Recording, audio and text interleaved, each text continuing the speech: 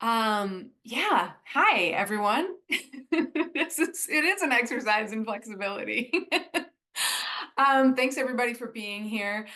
Before I even get going on my slides, I would just maybe to fill the time while I'm getting my slide up there. I'd love to just kind of check in with folks and bring us all into this topic with a quick word association practice. If I could get everybody to just be ready to type into the chat and tell me just one word or a very short phrase, the first thing that pops into your mind when I say the word menopause. I'm just going to read some of this out. So, thank you. We got people participating what they think of when they hear the word menopause: age, ugh, older, transition, hot flashes, another ugh, ending, yeah, heat waves, memory issues. Thank you. Yeah. So there's some themes that are happening there, and that's gonna be weaved into what I'm talking about today. I appreciate too that people, just to notice that something comes up, right? We have some feelings about menopause. There's something there. The other thing that I want to say before I really get going here is just to check in about language and gender and inclusivity. I am going to be talking about menopause today, which is a physical transition that everyone who has ovaries will go through, usually at midlife, but not always, regardless of how they identify, how their gender identity. I'm also going to be talking about psychospiritual transformation, which may have more resonance for folks that identify as women, not necessarily connected to biology or physical experience. So because of that, I will probably tend to use women as a term throughout this presentation. And I just want to make it clear that this is an invitation to folks who feel resonance with this material. And so my intention here is to be welcoming to anyone who feels a connection to this, and also to note that it will not be all inclusive, right? It would be impossible for me to touch on what a midlife transition looks like for everyone, what the transition of menopause looks like for everyone, to include people that may not experience the physical transition of menopause. So take from this what feels relevant for you. I'm also open to conversation around that as we go through. Just want to make that clear from the start. So now, let me just get to the burning question that's on everyone's mind. What are middle-aged white ladies talking about on Facebook? Here's a peek into what happens on my feed. This is a hot topic right now, so I'll just note my friend here says, things I am currently into: weightlifting, red light therapy, magnesium, HRT, Oura Ring, and retinol. This is very common in the spaces that I'm in right now, both in my personal space and in my professional space as a therapist. Folks are talking about menopause, and there tends to be this flavor of, what do we do about this physically? Hey, I'm worried that we're aging. How do we put a stop to that? Or how do we fix that? And when I engage with this, I have some mixed feelings about it. I love seeing that people are talking about this. And I also have a little resistance to, like, oh, okay, well, is this what it's all about? So let me back up and just check in about what is menopause. What are we talking about when we talk about menopause? It is a physical change. In a way, it is very simple. Menopause happens when a person has their final menstrual period. That's it. And we also use this word to talk about a time of life and a set of physical symptoms that are not quite so simple. So we'll say that menopause happens at the final menstrual period, but because part of this is that that's sort of confusing, you don't know when is the last one. It's actually a year later that we finally call the race and say, okay, now a person is in menopause. There's another term that has become a little bit more common these days is perimenopause, which you can see from this graph here is a longer time period. Perimenopause refers to this time period when our bodies are changing, sort of getting ready for that time that menstruation starts. And this is when we see those symptoms that folks usually associate with this time. So hot flashes, brain fog, night sweats, migraines. I have a list here that we're going to go into even more deeply. But that's the time period that this is happening. When I talk about the menopause transition, it's really looking at this time of life as we start to recognize that there are some symptoms happening in our bodies. Oh, something's happening. I'm noticing that I'm changing, and maybe this is a moment of time where I'm transitioning into a different phase of life. A note here at the bottom, just a little bit of the science around this. What's really happening is that we're in ovarian failure. Ovaries are no longer producing eggs, and that means a dramatic drop in estrogen, which leads to a lot of symptoms. There's a ton of words on this slide, and that is intentional. I want you to feel a little overwhelmed by this because there's a handful of symptoms that we associate with this physical transition. Actually, there are a lot of physical changes that happen at this time, and people want relief. We're talking everything from alcohol tolerance changes, asthma, brain fog, fatigue, dizzy spells, itchy skin, mood changes, wrinkles, weight gain, sleep apnea, full spectrum here. So there's a reason that people are talking about the physical symptoms and how do we fix that. In addition, people are ready to spend a ton of money on this. The menopause market size is predicted to hit almost $28 billion by 2033. In 2024, almost $18 billion was spent in this market. Yes, that is a picture of Gwyneth Paltrow. That's how she chose to mark her 50th birthday, painting herself gold. Maybe a symbol of this market, where people want relief. They're willing to spend money. Product makers are responding to that. And this is complex. I feel like this is a place where we get drawn in this direction of how do we throw money at this problem? How do I get better? And there's value in that. Of course, people are hurting and they want to feel relief. But I feel like getting caught up in that space takes us away from another aspect of this time of transition. So yes, menopause is a physical change, but can it be more than that?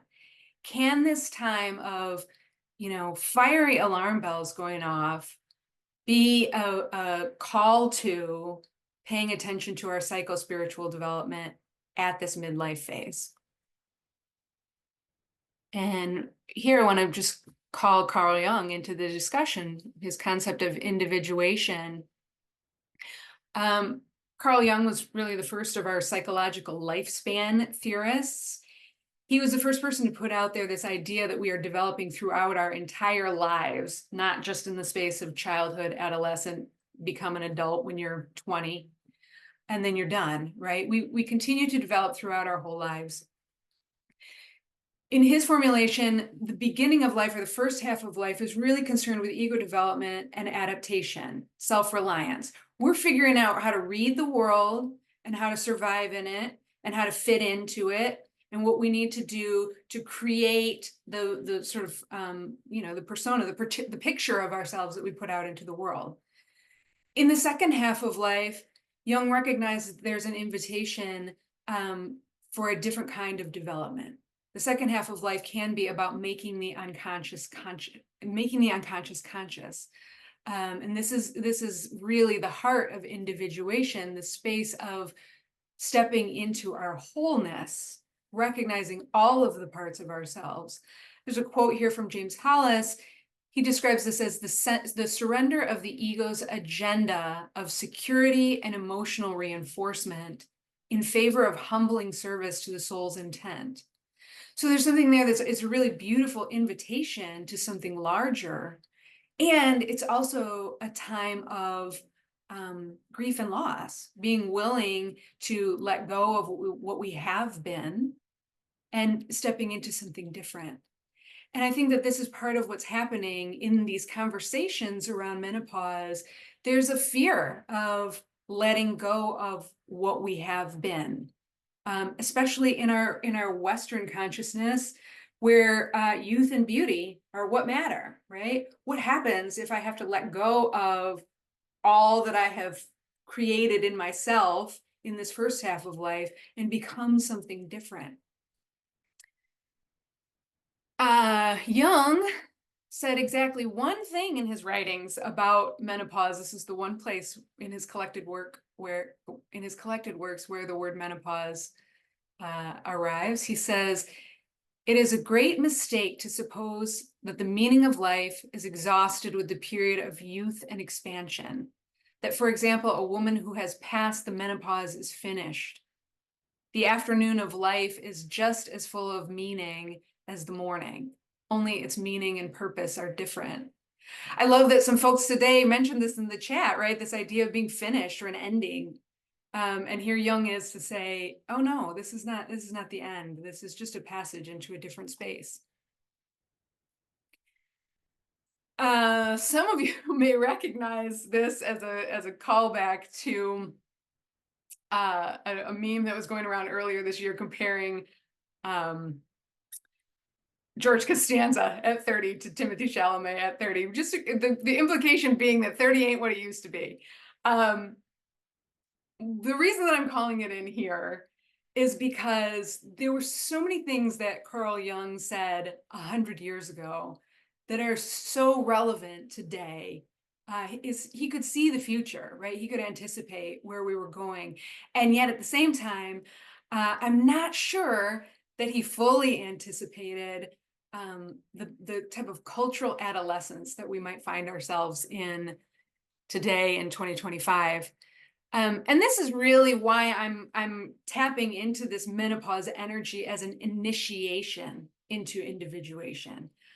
In the last 30 years or so, a fair number of psychologists, psychotherapists, philosophers have been pointing to this puer aeternus, are clinging to eternal youth and kind of sounding the bell that it is time to grow up. Some selections here from Bill Plotkin, James Hollis, Malidoma Somé, and Anodea Judith.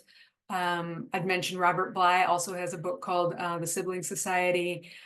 Folks that are naming this as an issue that we deal with culturally, our collective resistance to aging, our challenges in having meaningful representatives of elderhood and models for moving into elderhood. Bill Plotkin says, true adulthood is rooted in transpersonal experience, in a mystic affiliation with nature, experienced as a sacred calling that is then embodied in soul-infused work and mature responsibilities. These folks referenced here are also, in their different ways, have put forth prescriptions for how we might do that, how we might engage in our own process of maturity, really recognizing how we have neglected our responsibilities to each other and to our planet, and inviting folks to move forward into elderhood. So that brings us to Haggitude. And I would just offer a moment for you to check in with how you feel about that word. I have some mixed feelings about it. But one model that I wanted to share today in terms of moving forward in this transition, specifically related to menopause, specifically related to a feminine engagement with individuation at midlife. Sharon Blackie wrote a book very recently called Haggitude, Reimagining the Second Half of Life. In this book, she calls on the indigenous cosmologies of the British Isles, where she is from, and looks to nature-based spirituality and old women archetypes as inspiration and aspiration. So in this model, Blackie recognizes we, in our rejection of aging and our clinging to youth, we have kind of a dearth of stories and representatives of what we are moving toward. And so she digs back and looks at myths and fairy tales that can give us examples of what old women can look like and what we can be moving toward. She says the ways in which we think about aging depend on the stories we tell about it, how we think about aging women depends on the images we hold of them. And so in her formulation, she writes about the House of Elders, chapters on each of these old women archetypes: the creatrix, the woman who weaves the world, the protector of the land, which sort of evokes Joanna Macy, Jane Goodall, the fairy godmother, the woman who tells the stories to the young folks and gathers them in through her storytelling. The trickster, who is the truth teller, the brave old woman who will say what needs to be said, no matter the consequences, and the wise woman who offers her counsel. What I want to share just about this in this section is my own personal connection with this. I come to this work as someone who is not particularly myth or symbol oriented. It's a place where I have a growing edge and I want to learn more, but it's not something that resonates really strongly for me. And I created this work that we're going through today in a course on Jung's work. And so I'm looking for a connection there. All that to say, I was sort of approaching this work from an academic perspective. And then when I was reading these chapters, the creatrix in particular, but all of them had something to offer, I recognized a shift in myself. There was something that I could feel reading these stories about women creating, using their creative expression in this second half of life, making things, making the world, that felt really inspiring to me. I could feel it working, which has me further interested in this process and how I might engage with this in my own life and also offer it to clients going forward.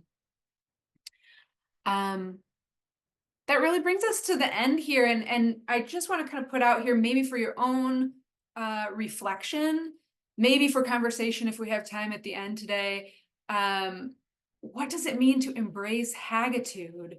Like I said, I have some mixed feelings about that. I can feel in myself that resistance to, oh, what does that mean if I have to, if I'm moving toward being a hag? I want to fully embrace this evolution into older life, but then it's sort of like when the rubber meets the road, do I really want that? And then that question, do people want this? I recognize that in particular, this midlife transition, especially the physical experience of it, while it can be a place for us to wake up to what's going on, it can also be very overwhelming. And maybe at this time of life, what people have the resources to deal with is the physical experience, and the psychospiritual needs to wait for a later time. And then also looking at what supports are needed in making this shift. So I can see that both as kind of therapeutic support, whether that's working with a coach or a therapist in this space, or working in group work, other people who are moving through this transition who are concerned with psychospiritual transformation. But it also may be a cultural support and how we change the way that we interact with this time of life and this transition. With that, I will close this talk on menopause and reconnecting to the sacred in this midlife space. And yeah, I'm not sure how we are on time, if there's room for questions in this moment, or if we want to put that to later. Again, I just really appreciate folks showing up for this and being willing to pay attention to this topic. I want to say, Cindy, thank you so much. It was wonderful. You answered all my questions. I was feverishly writing questions down as you were speaking, and every one of them you answered. I do think that we're in some ways, the promotion of youth also promotes consumerism, unending consumerism, and that's a real problem that we face. And I don't know how to escape it, because money, capitalism, consumerism are really seductive. It's very difficult, because if you choose to not participate in it, the person, living next door to you will. And, the lack of money can also mean lack of resources. So this is a really difficult question. But when you look at it from an unsouled perspective, there are 4 seasons, more or less. In the West Coast, there are 4 seasons every day, but there is autumn and there's winter, and it makes perfect sense, not just metaphorically, but it makes perfect sense that we arise like a flower, as Jung says. It's the rhizome that's the reality. The flower arises, it lives for its day, and then it diminishes and goes. And it's strange that in a world where religion is so dominant that people don't have trust. They seem not to trust that there's something beyond this, and so we hold on to it as tightly as we can. So thank you for this. Yes, yes, and I think that is something that we collectively have a resistance to aging, and it feels ever more prominent in female bodies. That rejection of what that second half of life looks like, and I think a lot of us internalize that as well. This idea that things are done when I'm 50 or 55, and really, if we stick with this menopause transition, it typically happens around 50, and at our current life expectancy, you got about half of your life left, right? So what does that mean to really honor that and recognize that there's still so much to do and so much to love about that part of life? There's a place in Jung's writing, a few places, but I'm thinking of a short talk that he gave that's collected in C.G. Jung Speaking.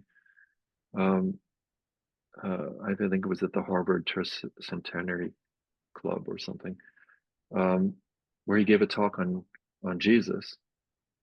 And he said that Jesus was granted the resurrection body because he lived his life right through his death. Now, of course, Jesus died young, but for Jung, this is the task, is to live our lives right through our deaths, because then we might be granted the resurrection body. And I think that you see that in his life, in the way that he lived into his dying, which is something that everybody who's interested in this topic should look at. Yeah. Mary.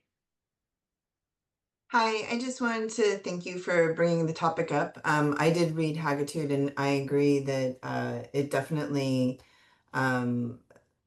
had a shift in how I viewed the transition, and I kind of looked at it as an opportunity as opposed to an ending, it was an opportunity for the next section of my life. And I think as more and more people get older, and we have this new state of information that's flowing as quickly as it does, I'm hoping that it brings that to more people as again an opportunity for another section, another part of your life that it just really opened it up for me. So I appreciate you bringing up this topic.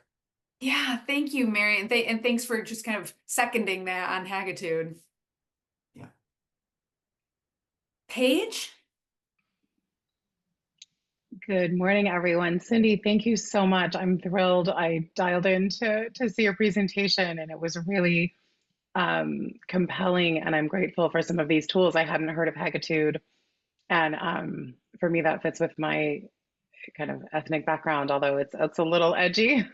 But I love the invitation to move into the sacred with nature, and also find just engaging with EWP that sort of this scholar archetype feels more timeless to me as a woman, in midlife, trying to thrive and in structures of patriarchy and capitalism. It really feels like the systems are putting that pressure on us to be young and pretty. And so, yeah, that was very thought provoking, and I'm excited to have some books to read on the topic and your scholarship as well as other scholars. So thank you for this important topic. Really appreciated it. Gosh, thank you, Paige. Thank you for bringing in that additional archetype, right? The scholar in our later age. I really appreciate that contribution. Thanks. Okay. Oh, Kathy? Thank you, Cindy and everybody. And I just want to bring in another archetype from the British Isles that arrived in my hands yesterday, Sheila the Gig. So She's blessing your work, everyone. Yes. Oh, thank you. And it ties in with the synchronicity that Alicia spoke so eloquently about. Thank you, Alicia. Yes, yes.